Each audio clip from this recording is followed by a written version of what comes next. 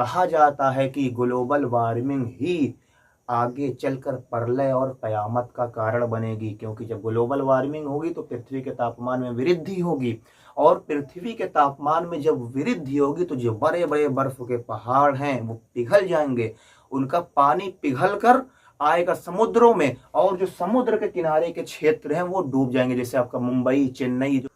Hello, welcome say everyone, welcome to agriculture history 333।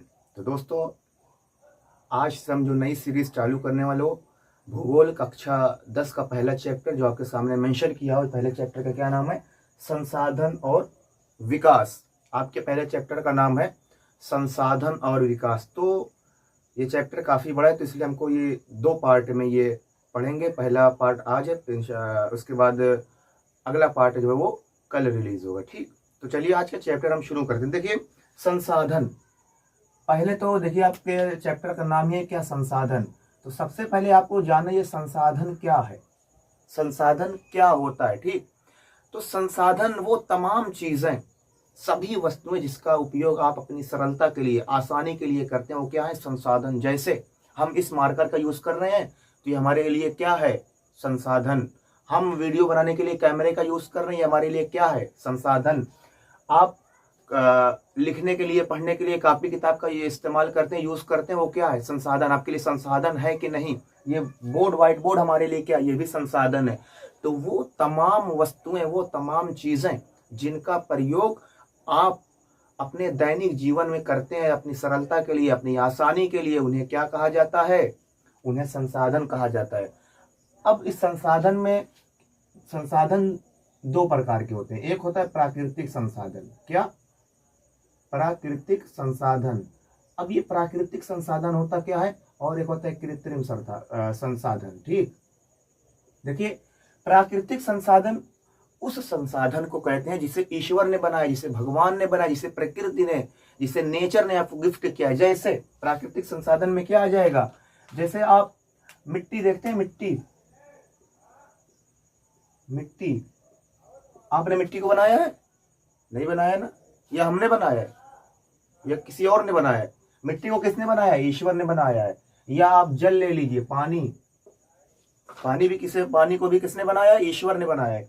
या आप ले लीजिए भूमि, वायु, ये सब क्या है? ये सब ऐसे संसाधन है जिसे प्रकृति ने बनाया है। तो ऐसे संसाधन जिसे प्रकृति ने बनाया है, जो ईश्वर की तरफ से आपको गिफ्ट में दिया गया, आपको तोहफा दिया गया, वो क्या है? वो कहते हैं प्राकृतिक संसाधन, उसे कहते हैं। तभी देखिए, भूमि को क्या कहा जाता है? प्रकृति द्वारा दिया गया निःशुल्क उपहार, फ्री का उपहार। भाई, आप जमीन पर चलते हैं, यहाँ से वहां जाते हैं, क्या कोई आपसे पैसा लेता है? भाई, ये तो मनुष्यों ने जमीन का रेट वोट लगा दिया। ईश्वर आपसे पैसा लेते हैं कि आपको यहाँ से अकबरपुर जाना है या कहीं और जाना है, आपको पैसा देना पड़ेगा। या आप सांस लेते हैं हवा से, ऑक्सीजन से, तो क्या आपको पैसा देना पड़ता है? नहीं। तो ऐसे संसाधन जिसको ईश्वर ने बनाया उन्हें क्या कहते हैं? प्राकृतिक संसाधन। और ऐसे संसाधन जिसे मानव ने बनाया है, जिसे हम लोगों ने बनाया, जैसे ये मार्कर भगवान ने नहीं बनाया, इसे किसी मनुष्य ने बनाया है, कैमरा किसी मनुष्य ने बनाया है। तो ऐसे संसाधन जिसे मनुष्यों ने बनाया, उसे हम क्या कहेंगे? उसे हम कहेंगे कृत्रिम संसाधन। और ऐसे संसाधन जिसे ईश्वर, प्राकृतिक नेचर ने बनाया, उसे हम क्या कहेंगे? प्राकृतिक संसाधन। तो संसाधन की डिफिनेशन क्या निकल के आई? सभी वस्तुएं जिनका प्रयोग आप अपने दैनिक जीवन में करते हैं, अपनी सरलता के लिए, अपनी आसानी के लिए। भाई, ये अगर मार्कर ना होता तो हम कैसे लिख पाते? इससे सरलता हो रही है, लिखने में आसानी हो रही है।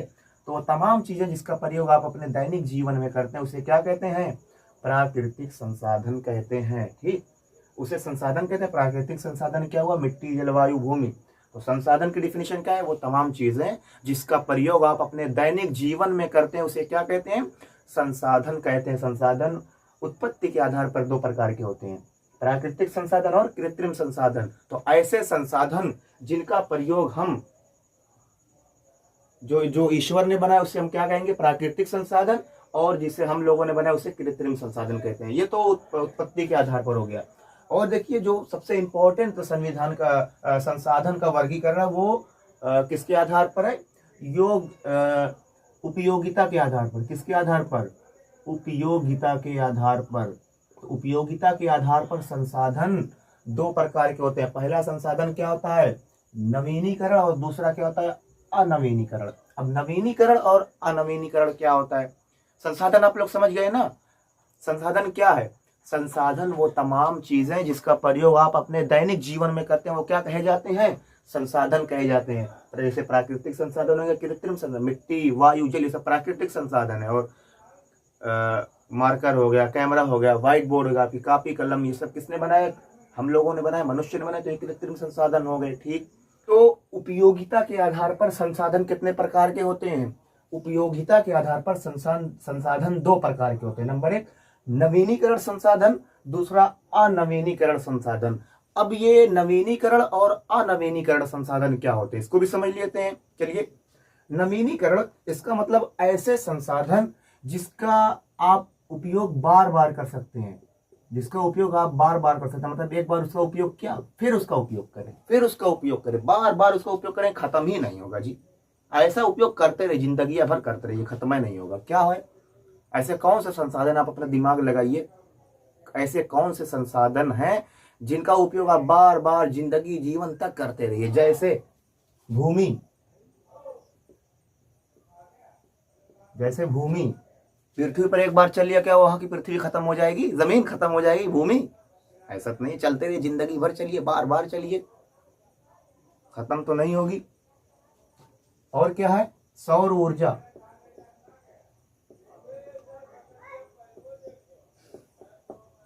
सौर ऊर्जा क्या है जी, सौर ऊर्जा, सूर्य की ऊर्जा। सूर्य की ऊर्जा क्या, आपने एक दिन धूप ले ली, फिर अगले दिन धूप, देखिए जब से आप पैदा हुए तब से ये सूर्य लगातार चमक रहा है, निरंतर, पता नहीं कब तक चमकेगा, हमें भी नहीं पता। तो नवीनीकरण संसाधन क्या होते हैं, ऐसे संसाधन जिनका उपयोग आप बार बार करते रहिए, वो अविनाशी है, वो नष्ट नहीं होंगे, वो खत्म नहीं होंगे, उन्हें क्या कहा जाएगा, उन्हें कहा जाएगा नवीनीकरण संसाधन। और अनवीनीकरण संसाधन क्या है, इसमें जल भी आ जाएगा, ठीक, वायु भी आ जाएगी, जब से पैदा हुए तब से सांस लेते हैं, पता नहीं कब तक लेंगे, जब तक जिएंगे, है कि नहीं जी। तो इसलिए इन्हें क्या कहा जाएगा, नवीनीकरण संसाधन, बार बार इनका प्रयोग करते रहिए, खत्म ही नहीं होगा। और अनवीनीकरण संसाधन क्या होते हैं, अनवीनीकरण संसाधन मतलब ऐसे संसाधन जिनका उपयोग आप एक बार करेंगे वो खत्म हो जाएंगे, जिनका उपयोग आप एक बार करेंगे खत्म हो जाएंगे। जैसे खनिज, लोहा, वो आप एक बार प्रयोग करते हैं खत्म हो जाता है कि नहीं। और खनिज हो गया कोयला, कोयला, पेट्रोल, पेट्रोलियम लिख दीजिए, इसमें सब आ जाएगा, ठीक, पेट्रोलियम में आ जाएगा, पेट्रोल, डीजल, ये सब, ग्लिसरीन, मोबिल, ये सब तमाम आ जाएगा, ठीक। कोयला का एक बार प्रयोग करेंगे खत्म हो जाएगा, ठीक। पेट्रोलियम का एक बार भी प्रयोग करेंगे वो खत्म हो जाएगा। तो ऐसे संसाधन जिनका उपयोग आप एक बार करेंगे तो वो खत्म हो जाएंगे, उसे अनवीनीकरण, ये मतलब विनाशी होता है, क्या कहेंगे इसको, विनाशी। और ऐसे संसाधन जिनका आप बार बार प्रयोग करते रहिए फिर भी नहीं खत्म होंगे। जमीन आप चलते रहिए, जमीन पे चलते रहिए, खत्म हो जाएगी, एक बार यहाँ चलेंगे खत्म नहीं होगी, चलिए जिंदगी भर जीवन पर्यंत चलिए। सूर्य की रोशनी है भाई, बचपन से ले रहे हैं विटामिन डी उसी से, तब भी जो है खत्म नहीं हो रहा है। ये कौन सा संसाधन है, वो कौन सा संसाधन है, नवीनीकरण संसाधन। बार बार प्रयोग, जब से पैदा हुए तब से ऑक्सीजन की सांस ले रहे हैं, हवा से सांस ले रहे हैं, अब भी ऑक्सीजन है, तो ये क्या है, नवीनीकरण संसाधन। और ये सब ईश्वर ही ने तो दिया है, इसे प्राकृतिक संसाधन भी कह सकते हैं, ठीक। संसाधन वो तमाम वस्तुएं जिनका प्रयोग आप अपनी आसानी के लिए, अपनी सरलता के लिए करते हैं। संसाधन में प्राकृतिक संसाधन भी होते हैं, कृत्रिम संसाधन भी होते हैं। प्राकृतिक संसाधन जिन्हें ईश्वर ने बनाए, भगवान ने बनाए, मिट्टी, जल, वायु, भूमि, ये सब प्राकृतिक संसाधन में। कृत्रिम से ये मार्कर हो गया, तमाम आपका बेड हो गया, आपका मोबाइल, कैमरा, ये सब क्या है, ये सब कृत्रिम संसाधन है। उपयोगिता के आधार पर ये दोनों आपका इंपॉर्टेंट है। नवीनीकरण संसाधन, ऐसे संसाधन जिनका उपयोग आप बार बार करते हैं, इन्हें प्रोसेसिंग करके, इन्हें मैन्युफैक्चर करके आप फिर से इसका उपयोग कर सकते हैं, ठीक। और अनवीनीकरण, इनका उपयोग आप दोबारा नहीं कर सकते। खनिज, लोहा, चांदी, तांबा, ये सब का उपयोग आप बार बार नहीं कर सकते, एक बार कीजिए खत्म। कोयला क्या है, कोयला का प्रयोग भी आप एक बार कीजिए खत्म। पेट्रोल, डीजल, एक बार गाड़ी में पेट्रोल डलवा लेंगे, जिंदगी भर थोड़ी चलाएंगे, जिंदगी भर चलाएंगे, जिंदगी भर नहीं चलाएंगे। बाहर जो भैया 500 का पेट्रोल डाल दो, 100 का पेट्रोल डाल दो, हरदम पेट्रोल पंप पे पता चला पहुंचे, क्योंकि ये अनवीनीकरण विनाशी है। इसका एक बार प्रयोग करने के बाद यह नष्ट हो जाता है। तो ऐसे संसाधन जो एक बार प्रयोग करने के बाद नष्ट हो जाते हैं वो क्या कहलाते हैं? अनवीनीकरण संसाधन। अब देखिए संसाधन विकास क्या है। संसाधन विकास देखिए, हम मनुष्यों ने इन संसाधनों का, खनिज, कोयला, पेट्रोलियम, भूमि, सौर ऊर्जा, जल, वायु, इसका प्रयोग अंधाधुन किया है। अंधाधुन आप समझते हैं ना, अपने फायदे के लिए, हमारा फायदा हो, बाकी कुछ भी, किसी का नुकसान हो जाए, कहते हैं अपना काम बनता भाड़ में जाए जनता, ये आपने सुना होगा। तो हम लोगों ने लालचवश कह लीजिए या अपनी जरूरतों को पूरा करने के लिए इन सभी संसाधनों का इतना ज्यादा उपयोग किया है कि ये जो हमारी पृथ्वी है ये संकट में आ गई है। ये जो पृथ्वी है ये संकट में आ गई है। कैसे, वो बता रहे हैं आपको। जैसे आप देखिए वायु का और सूर्य का, global warming most important. Global warming क्या होता है? इसे आप हिंदी में कह सकते हैं पृथ्वी के ताप में वृद्धि। पृथ्वी के ताप में वृद्धि कैसे? आपने देखा होगा ग्रीन हाउस, या सुना होगा नाम। क्या होता है?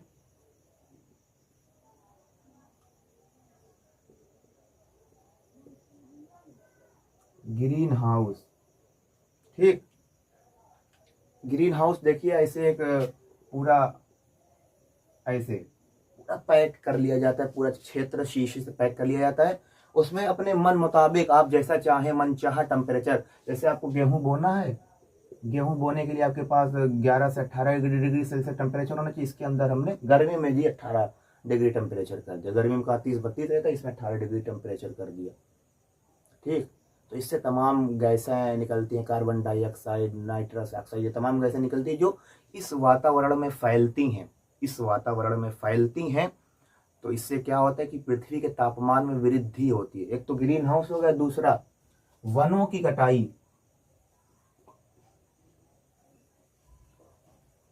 वनों की कटाई, भाई पेड़ पौधे भी तो ईश्वर ने बनाए हैं, पेड़ पौधे। तो ये भी एक प्रकार के, खुद आप अपने आप को देख लिया, आप अपने आप से बन गए नहीं, आपको भी ईश्वर ने बनाए। तो पेड़ पौधों की कटाई के कारण भी पृथ्वी के तापमान में वृद्धि होती है। क्यों? क्योंकि यही वन तो ही हैं जो वर्षा करवाते हैं। जब वन ही नहीं रहेंगे तो वर्षा कहाँ से होगी? जो वर्षा नहीं होगी तो पृथ्वी के तापमान में वृद्धि होगी कि नहीं? तो ग्लोबल वार्मिंग क्या है? ग्लोबल वार्मिंग पृथ्वी के तापमान में वृद्धि ही क्या कहलाती है? Global warming. और ये ग्लोबल वार्मिंग की ही वजह से एक दिन इस धरती पर प्रलय और कयामत, जिसे उर्दू में कहा जाता है, वो आई, कयामत, प्रलय। कैसे? ग्लोबल वार्मिंग से ये होता है कि जब पृथ्वी के तापमान में वृद्धि होती है तो आपको पता है कि पूरा एक अंटार्कटिका महासागर, अंटार्कटिका महाद्वीप एक है। ग्लोबल वार्मिंग से कैसे इस पृथ्वी पर प्रलय आएगी? आपको पता है कि पूरा एक सफेद महासागर, पूरा एक सफेद महाद्वीप, अंटार्कटिका महाद्वीप जो पूरा बर्फ से जमा हुआ है, अंटार्कटिका महाद्वीप पूरा बर्फ से जमा हुआ है। जब हमने बताया ग्लोबल वार्मिंग मतलब पृथ्वी के तापमान में वृद्धि होगी, जब पृथ्वी के तापमान में वृद्धि होगी तो अंटार्कटिका महाद्वीप पे सारी बर्फ की पहाड़ें वो पिघलने लगेंगी। भाई आप फ्रीज से बर्फ निकाल देंगे तो टेम्परेचर जब वो बाहर का पाएगा तो पिघलने लगता है कि नहीं? जब टेम्परेचर ज्यादा मिलता है, तब जब पृथ्वी का टेम्परेचर सारा ऐसे बढ़ने लगेगा तो सब जो बर्फ की पहाड़ें वो धीरे धीरे पिघलने लगेंगी। और जब बर्फ की पहाड़ें पिघलेंगी तो वो पानी कहाँ जाएगा? जब बर्फ की पहाड़ें पिघलेंगी तो वो पानी जाएगा समुद्रों में। और समुद्रों में जब पानी जाएगा तो समुद्र का लेवल, पहले समुद्र का लेवल यहाँ तक था, अब उसका लेवल यहाँ तक हो जाएगा। तो यह मान लीजिए भारत है, तो ये जो समुद्र के किनारे के क्षेत्र हैं ये सारे डूब जाएंगे, समुद्र के किनारे के क्षेत्र पूरे डूब जाएंगे। तो कहा जाता है कि ग्लोबल वार्मिंग ही आगे चलकर प्रलय और कयामत का कारण बनेगी, क्योंकि जब ग्लोबल वार्मिंग होगी तो पृथ्वी के तापमान में वृद्धि होगी। और पृथ्वी के तापमान में जब वृद्धि होगी तो जो बड़े बड़े बर्फ के पहाड़ हैं वो पिघल जाएंगे। उनका पानी पिघल कर आएगा समुद्रों में, और जो समुद्र के किनारे के क्षेत्र हैं वो डूब जाएंगे। अब अगला क्या है, ओजोन परत का क्षरण। देखिए ये सूर्य, मान लीजिए ये सूर्य है, ये हम खड़े हैं, ठीक। तो सूर्य की किरणें डायरेक्ट हमारे पास नहीं आती, ये पीछे बीच में O3 ओजोन परत की ओजोन की एक लेयर रहती है, ओजोन की एक परत पूरी रहती है, लेयर, ठीक। तो जो सूर्य की पराबैंगनी किरणें वो यहाँ पे छन के आती हैं, तो जिससे जो खराब, जो नुकसानदेह किरणें हैं, जो हानिकारक किरणें वो यहाँ पे छन जाती है, और डायरेक्ट हमारी सूर्य की किरणें जो है वो हमारे शरीर पर नहीं पड़ती। हम जो अभी हमने ग्रीन हाउस बताया था ना, इसमें टेम्परेचर जो अपने अनुसार, तो इससे CFC गैस निकलती है, क्लोरोफ्लोरोकार्बन, या अपने घर में आप जो फ्रीजर यूज करते हैं, फ्रीजर, इससे भी CFC गैस निकलती है। कौन सी गैस निकलती है? CFC gas. तो ये गैसें जाती है इस ओजोन परत को क्या कर देती हैं? खराब कर देती हैं। ओजोन परत को क्या कर देती हैं? इसमें छेद कर देती हैं। तो सूर्य की पराबैंगनी किरणें डायरेक्ट हमारे स्किन पर, हमारे त्वचा पर आएंगी, तो इससे क्या होगा? त्वचा संबंधी रोग, स्किन कैंसर, ये तमाम रोग किसके कारण होंगे? जब क्लोरोफ्लोरोकार्बन गैस है ग्रीन हाउस से, फ्रिज से, फ्रीजर से, तमाम चीज़ों से जो ठंडा करने से क्लोरोफ्लोरोकार्बन गैसें निकलती है, तो ये जाके ओजोन परत का क्षरण कर देती हैं, ओजोन परत में छेद कर देती हैं, जिससे सूर्य की पराबैंगनी किरणें डायरेक्ट हमारे शरीर पर, हमारी त्वचा पर पड़ती हैं, जिसके कारण से त्वचा कैंसर, स्किन कैंसर, त्वचा संबंधी तमाम रोग होते हैं, ठीक। अब अगला क्या है? पर्यावरण प्रदूषण। पर्यावरण प्रदूषण क्या? जैसे देखिए आप ग्रीन हाउस ही देखिए, इससे CFC गैस निकलेगी, हमने बताया कार्बन डाइऑक्साइड निकलेगी, जो पर्यावरण में जाएंगी तो पर्यावरण को दूषित करेंगी कि नहीं? दूषित करेंगी। या आपने वनों को काटा तो वन क्या करते थे? CO2 गैस को ले लेते थे और ऑक्सीजन रिलीज करते थे, तो वातावरण में CO2 की मात्रा बढ़ेगी, ऑक्सीजन की मात्रा घटेगी। भाई जब आप अपने शरीर से क्या छोड़ते हैं? CO2 गैस छोड़ते हैं, तो ये CO2 गैस जो आप छोड़ते हैं पेड़ पौधे ले लेते हैं। जब पेड़ पौधे रहेंगे तो आपकी CO2 गैस लेगा कौन? तो CO2 की मात्रा ज्यादा बढ़ जाएगी वातावरण में, तो वातावरण भी प्रदूषित होगा। अगला क्या है? भूमि निम्नीकरण। देखिए हम, भूमि भी एक प्राकृतिक संसाधन है, जब इसका भी हम अंधाधुन उपयोग करेंगे, ज्यादा से ज्यादा उपयोग करेंगे भूमि का, जैसे खाद डाल रहे हैं, उर्वरक डाल रहे हैं, ये दवाई वो दवाई इसमें डाल रहे हैं, तो इससे क्या होता है? भूमि की उर्वरता शक्ति नष्ट हो जाती है। कहा जाता है कि जिस प्रकार से एक लूला, लंगड़ा, अपाहिज, विकलांग, दिव्यांग व्यक्ति बगैर बैसाखी के नहीं चलता, उसी प्रकार से आज हमारी जमीनें हो गई हैं जो उर्वरक नामी बैसाखी के बिना एक अन्न का दाना नहीं उपजा सकती। हमारी जमीनें क्या हो गई हैं? उस व्यक्ति के समान होंगे जो बिना बैसाखी के नहीं चल सकता। उसी प्रकार से हमारी ये जमीनें जो है, ये भूमि जो है, वो भी बिना उर्वरक नामी बैसाखी के नहीं चल सकती, ठीक। तो संसाधनों के विकास में ये आप लिखेंगे, तो ये आपका पहला ग्लोबल वार्मिंग, पृथ्वी के तापमान में वृद्धि, ओजोन परत क्षरण, ये जो बीच में ओजोन की लेयर होती है जो सूर्य की पराबैंगनी किरणों को छान देती है, इसका क्षरण हो जाता है। पर्यावरण प्रदूषण भी होता है, भूमि का निम्नीकरण। इसलिए हमें जो ईश्वर द्वारा गिफ्ट दिए गए, तोहफे दिए गए, उपहार दिए गए हैं, जैसे भूमि, सौर ऊर्जा, जल, वायु, खनिज, कोयला, पेट्रोलियम, इन सबका सही से उपयोग करना चाहिए, ताकि हमारी आने वाली नस्लें भी इसका उपयोग कर सकें। संसाधन नियोजन, आप किन चीज़ों पर नियोजन करेंगे? आप भूमि का सही उपयोग कीजिए, ज़्यादा उर्वरक खादों का न प्रयोग कीजिए, ताकि हमारी जो आने वाली नस्लें हैं, हमारी जो आने वाली पीढ़ी है, वो भी भूमि का उपयोग कर सके। जल क्या है भाई? देखिए शहरों में समरसेबुल, मोटर, ये तमाम चीज़ें लगी हैं, पानी बह रहा है, किसी को क्या खबर? पानी पूरा बह रहा है। तो आप जल का, कहते हैं जल ही जीवन है, जल के बगैर इंसान जीवित नहीं रह सकता। तो आप जल को ज़्यादा बहाइए नहीं, अंधाधुन उसका उपयोग ना कीजिए, ताकि हमारी आने वाली पीढ़ी भी इससे लाभान्वित हो, ठीक। वनस्पतियों को ना काटिए, वही मृदा, हमने कहा कि मृदा में ज़्यादा खाद उर्वरकों का प्रयोग ना करो कि आने वाली पीढ़ी को इसका लाभ न मिले। तो भूमि में, जल को, वनस्पति को। तो आपको ये चैप्टर क्यों पढ़ाया जा रहा है? ताकि आप पढ़ें और दूसरों को जाके बताएं कि ये कीजिए, ताकि देखिए भू संसाधन, भूमि निम्नीकरण हमें बताया क्या? भूमि निम्नीकरण, पृथ्वी की उर्वरता शक्ति में कमी होना ही, पृथ्वी से गेहूं, चावल, आटा, दाल, जो भी चीजें उगाई जाती है उसका कम होना ही भूमि निम्नीकरण कहा जाता है। खनन क्या होता है? जमीन में जब ज्यादा भाई जब सब जगह गड्ढा ही खुदाई, खनन माने क्या होता है? खुदाई। जब आप सारी जगह खुदाई करेंगे तो कृषि कहाँ की जाएगी? दूसरा, अधिक सिंचाई, अंधाधुंध सिंचाई किए जा रहे हैं, समरसेबल ट्यूबवेल आपके पास, तो क्या जितना माने क्या होता है, जब आप जो है वो ज्यादा सिंचाई करते हैं, ये आप सिंचाई कर रहे हैं, इसमें आपने NPK, सोडियम, कैल्शियम, मैग्नीशियम, ये सब इसमें है, ठीक। अब आप सिंचाई करेंगे जब इसमें खूब ज्यादा, तो ये जो है वो रिस्क कर नीचे चले जाएंगे, लीच कर जाएंगे, नीचे चले जाएंगे, भूमि के नीचे चले जाएंगे, ठीक। औद्योगिक प्रदूषण, औद्योगिक ये वातावरण में जो प्रदूषण, इससे भी भूमि का निम्नीकरण होता है। वनोन्मूलन, वनों को काटना, ठीक। तो ये आज के लिए इतना ही। एक बार फिर से इसको रिपीट कर लेते हैं। संसाधन क्या होता है? वो तमाम वस्तुएं, वो तमाम चीजें जिनका प्रयोग आप अपने दैनिक जीवन में करते हैं, अपनी सहायता के लिए, अपनी सरलता के लिए, अपनी आसानी के लिए, वो क्या कह लेते हैं? संसाधन। कुछ संसाधन प्राकृतिक होते हैं, कुछ कृत्रिम। जो ईश्वर द्वारा बनाए गए हैं वो प्राकृतिक संसाधन, जो कृत्रिम हम लोगों ने बनाया वो कृत्रिम संसाधन है। नवीनीकरण भू संसाधन, नवीनीकरण संसाधन क्या है? ऐसे संसाधन जिसका उपयोग आप बार बार करते रहिए, जिंदगी भर करिए, खत्म ही नहीं होगा। भूमि, सौर ऊर्जा, जल, वायु, सब क्या है? ये सब हैं नवीनीकरण संसाधन। अनवीनीकरण संसाधन क्या होते हैं? ऐसे संसाधन जिनका उपयोग एक बार करने से वो खत्म हो जाते हैं, नष्ट हो जाते हैं, विनाश हो जाता है उनका। खनिज, कोयला, पेट्रोल, डीजल, ये सब नष्ट होने वाले हैं। संसाधनों का विकास, हम इसमें आप ऐसे लिख सकते हैं, हम लालचवश, कुछ लोग लालचवश संसाधनों का उपयोग इस प्रकार करते हैं कि जिससे पृथ्वी संकट में आती है। जैसे ग्लोबल वार्मिंग, हमने बताया कि पृथ्वी के तापमान में वृद्धि। जब पृथ्वी के तापमान में वृद्धि होगी, क्यों होती है? सबसे ज्यादा ये तो होती है पेड़ पौधों की कटाई से।